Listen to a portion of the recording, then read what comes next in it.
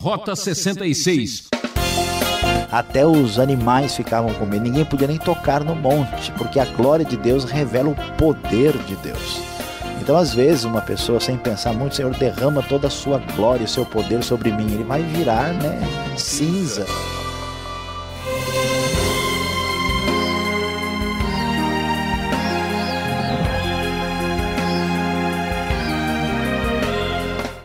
Sem medo de ser feliz. Está no ar o programa Rota 66. Aqui é Beltrão trazendo mais uma série de estudo no livro de Êxodo. Caminhamos a passos largos nos capítulos 23, 24 e 25. Já vimos Moisés recebendo os 10 mandamentos e agora ele volta ao monte para um encontro especial, marcando a presença. É o tema da aula de hoje. Qual a importância do tabernáculo? Podemos ver a Deus se fizermos tudo certinho? Essas e outras questões o professor Luiz Saião apresenta agora. Vamos juntos para mais essa escalada. Nós estaremos refletindo e pensando no dia de hoje sobre o tema Marcando a Presença. O povo de Israel estava num relacionamento de aliança com Deus, caminhando na direção da terra de Canaã. Deus marca a sua presença no livro de Êxodo, em primeiro lugar, uma presença libertadora do povo, que tira o povo do Egito da terra da escravidão. Depois Deus se manifesta como uma presença orientadora que dirige o povo pelo deserto do Sinai até que eles cheguem à terra de Canaã. E finalmente essa presença de Deus vai ser uma presença exigente que levará o povo a reconhecer a Deus, seguindo as suas orientações, atendendo à sua lei e também adorando a Deus devidamente. E o final do capítulo 23, no texto sagrado, conforme a NVI, nós lemos que Deus diz: eis que envio um anjo à frente de vocês para protegê-los por todo o caminho e fazê-los chegar ao lugar que preparei. Prestem atenção e ouçam o que ele diz: não se rebelem contra ele, pois não perdoará suas transgressões, pois nele está o meu nome. Se vocês ouvirem atentamente o que ele disser e fizerem tudo o que lhes ordeno, serei inimigo dos seus inimigos, adversário dos seus adversários.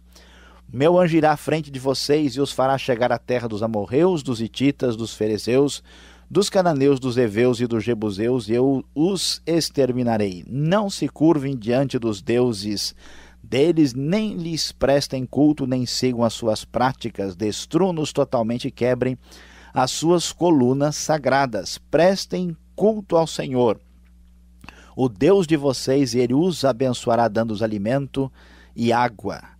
Deus então orienta o seu povo, dizendo que estaria provendo com a sua bondade todas as necessidades e exigindo que eles tivessem uma atitude de rejeição das práticas pagãs dos povos que viviam naquela terra. E neste momento Deus manifesta a sua clara disposição de reafirmar a sua própria aliança.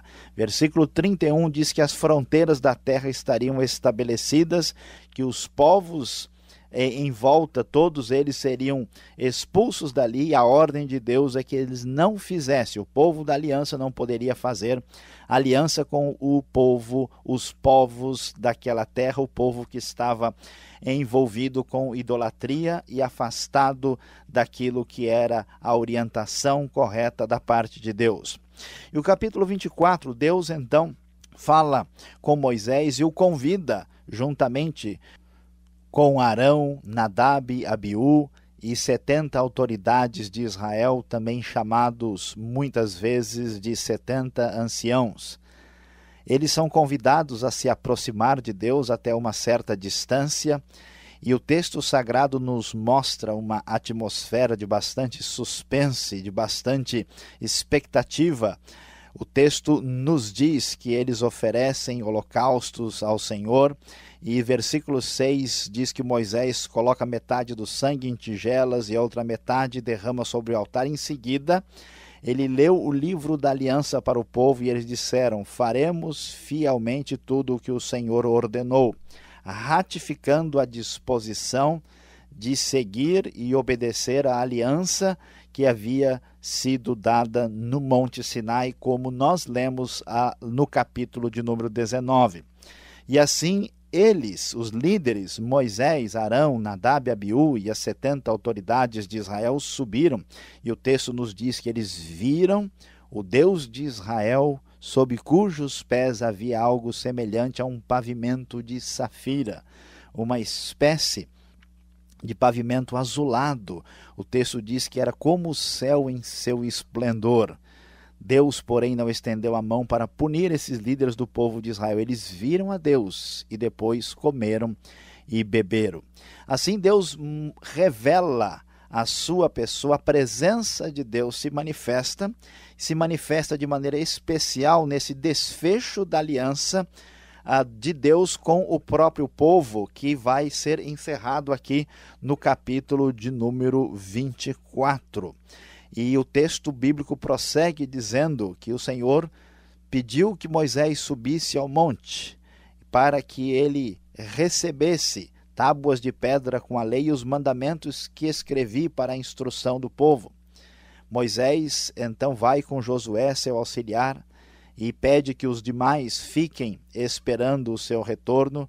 E o texto bíblico nos diz: quando Moisés subiu, a nuvem cobriu o monte e a glória do Senhor permaneceu sobre o monte Sinai.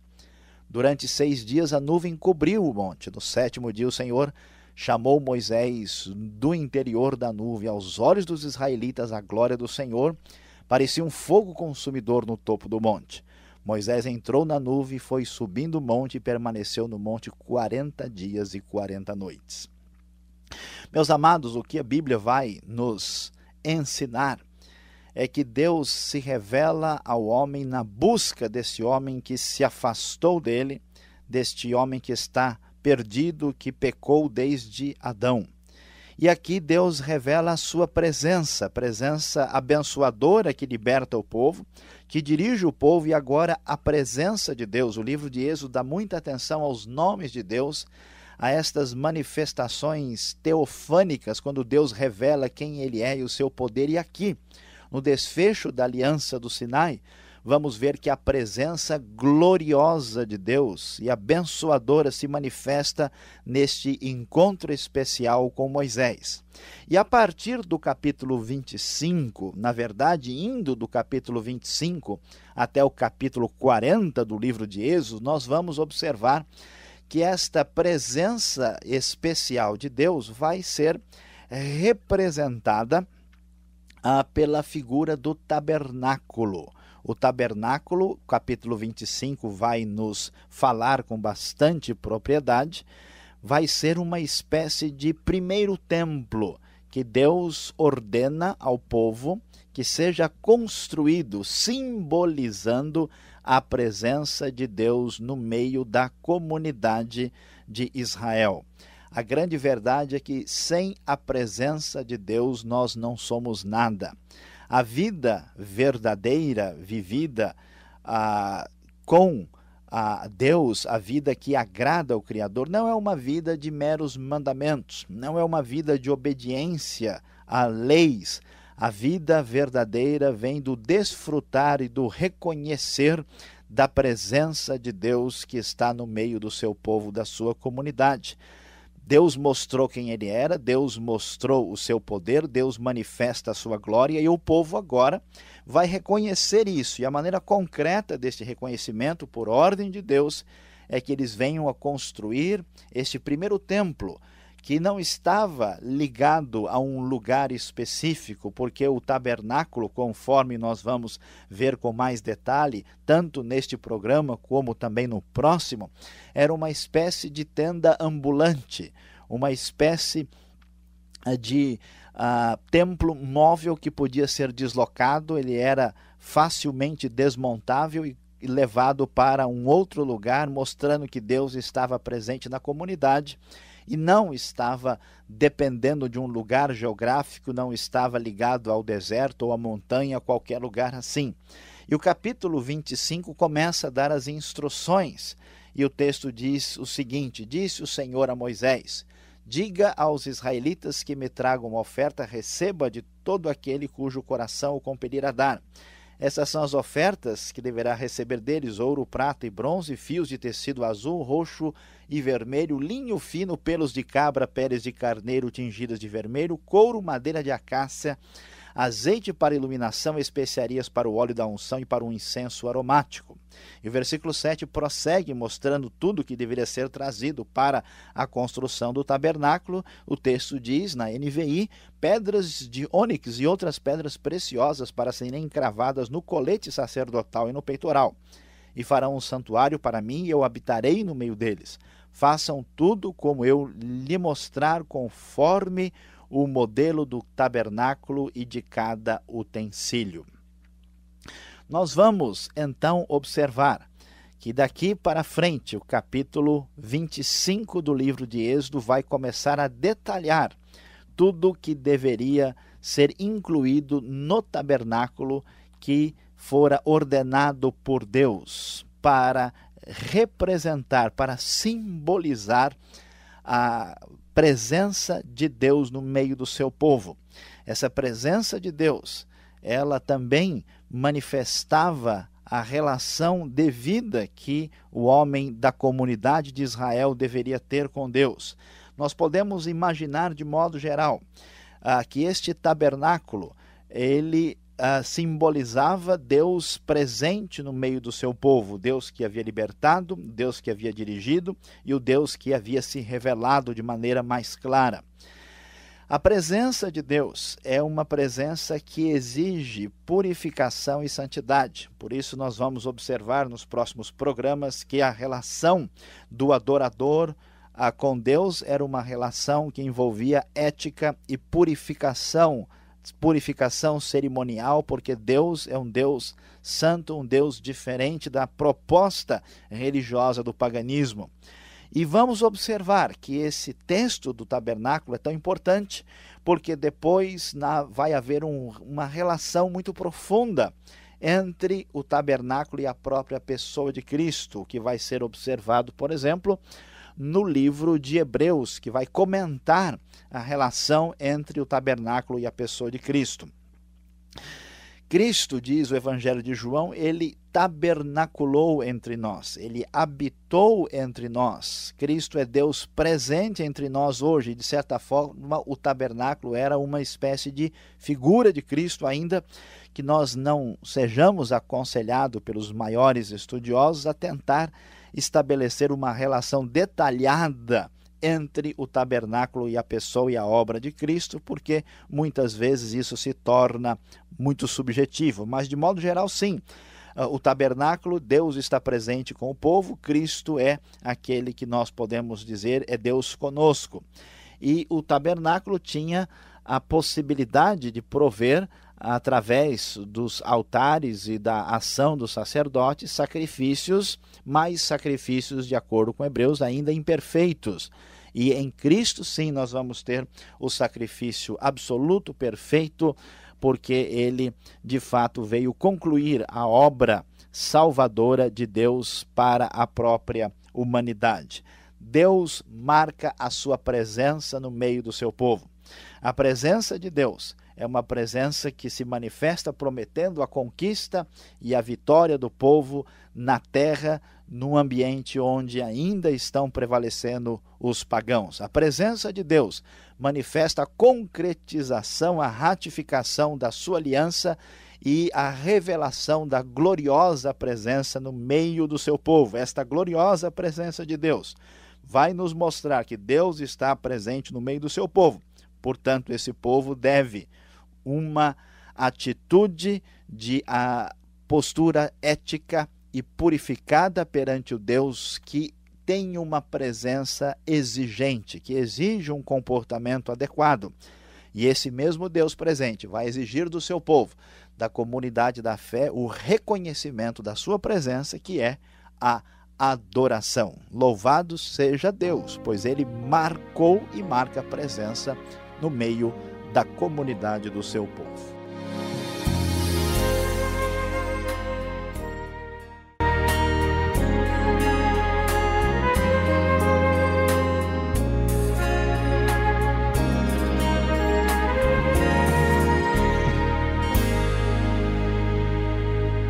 Esse é o Rota 66 e você está acompanhando o estudo Marcando a Presença. Êxodo capítulos 23, 24 e 25. Estamos aprendendo que Deus estabelece mecanismos para se relacionar com a gente. Rota 66 tem a produção e apresentação de Luiz Saião, redação e direção Alberto Veríssimo, locução Beltrão, realização Transmundial. Vamos tirar as dúvidas? Então vamos para a segunda parte do programa Rota 66, o caminho para entender o ensino teológico dos 66 livros da Bíblia.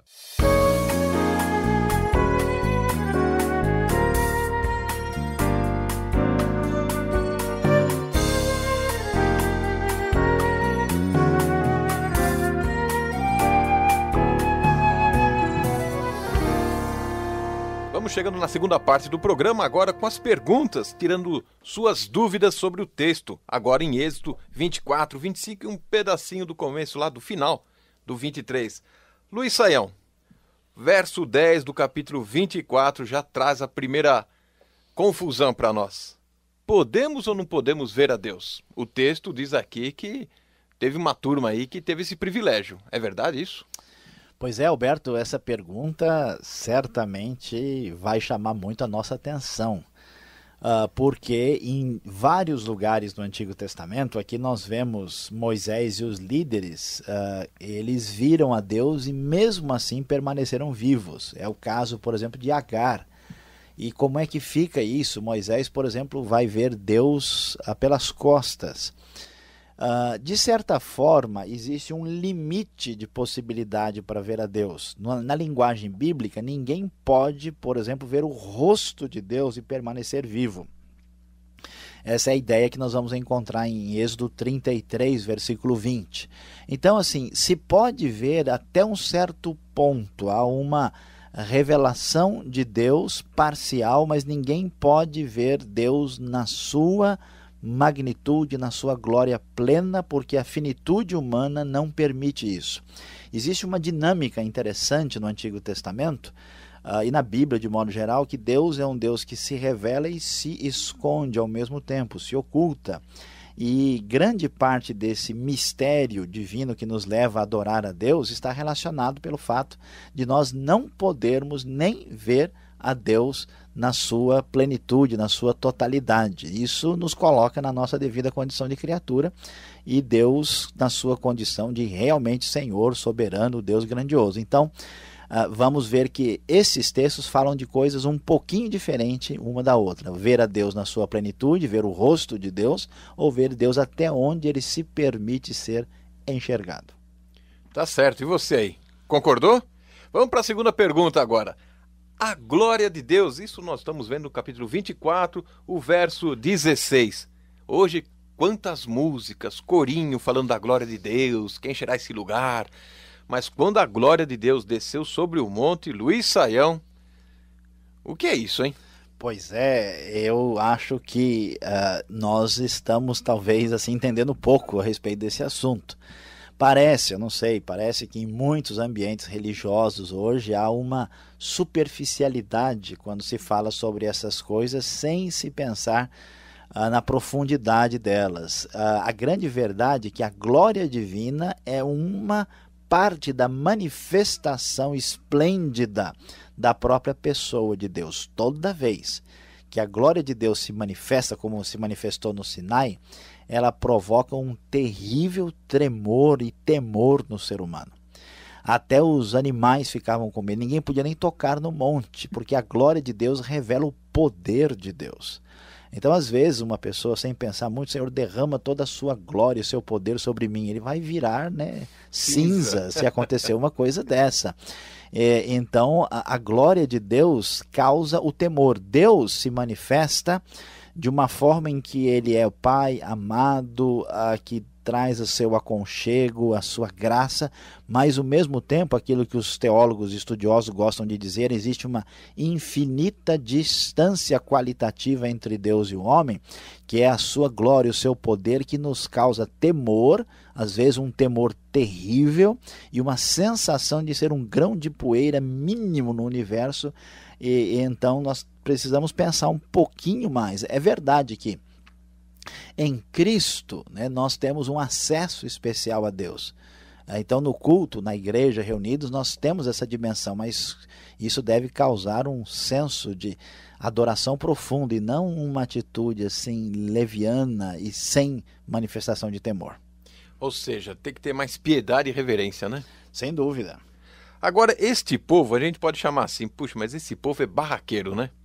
Agora você vai me explicar qual a importância do tabernáculo. Eles vão montar aí uma tenda grande. Qual o valor disso? Hoje tem algum efeito, algo prático para nós hoje? Olha, o tabernáculo tem, Alberto, lições importantíssimas aqui. Em primeiro lugar, nós temos uma grande discussão, uma tensão aqui na Bíblia sobre a questão da luta entre a manifestação concreta da adoração e o perigo da idolatria. Vamos ver, por exemplo, daqui a pouco, no próximo programa, né, a questão da arca, que tem os querubins em cima, tem todo aí um elemento perceptível, né, algo concreto. Então, o tabernáculo, ele manifestava de maneira concreta a presença de Deus no meio do seu povo e dava algo como que visível e concreto para que o povo adorasse a Deus, de certa forma, mediado ou pelo menos auxiliado pela presença de Deus simbolizada no tabernáculo. Agora, o problema é que o ser humano é frágil, né? Então às vezes ele tende a trocar, né, aquele elemento pelo o próprio Deus. É como alguém que, em vez de adorar o Deus da música, adora a música em si. Então sempre há o perigo. A idolatria, o perigo maior não está na imagem, nem na música, nem no tabernáculo, mas no coração humano. Esse que é o grande problema.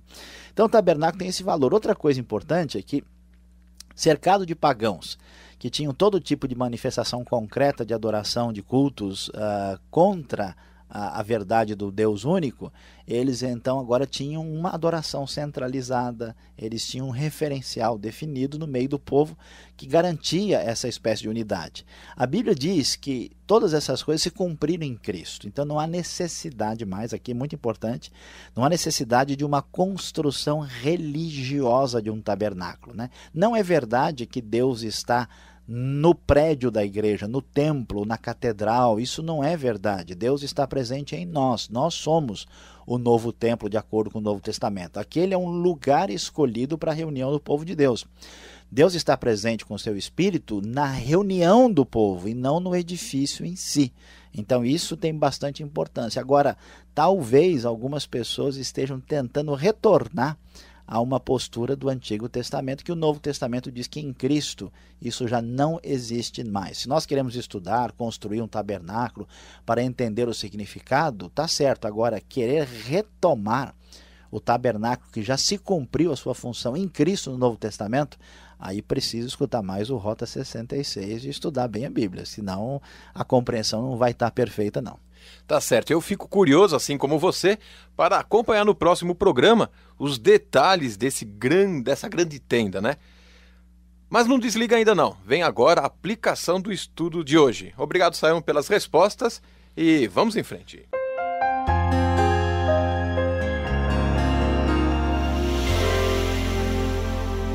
Hoje no Rota 66 estudamos o livro de Êxodo, final do capítulo 23 até o capítulo 25, falando sobre marcando presença. Deus marca a sua presença na história do seu povo. E o que isso significa para nós? Todos temos grande necessidade da presença de Deus na nossa vida. Como é gostoso participar de um culto ou ter uma experiência maravilhosa e especial com Deus. Quando a presença de Deus atinge a nossa vida, nós somos transformados e modificados e isso nunca mais é esquecido da nossa vida. Agora, fica muito claro, a partir desses capítulos aqui do livro de Êxodo, que a presença de Deus causa modificações na direção de trazer purificação e santidade na nossa vida. Não é possível que alguém desfrute da presença gloriosa de Deus, desse Deus santo e glorioso, e a sua vida fique do mesmo jeito. A presença de Deus, quando Ele marca a presença na sua vida, isso trará purificação e santidade, é o que nós lemos aqui. Atenção, pense muito claramente, a presença exige purificação e santidade. Você que tem desfrutado de Deus. Como está a sua vida? Ela está marcada por essas manifestações? Deus abençoe o seu dia.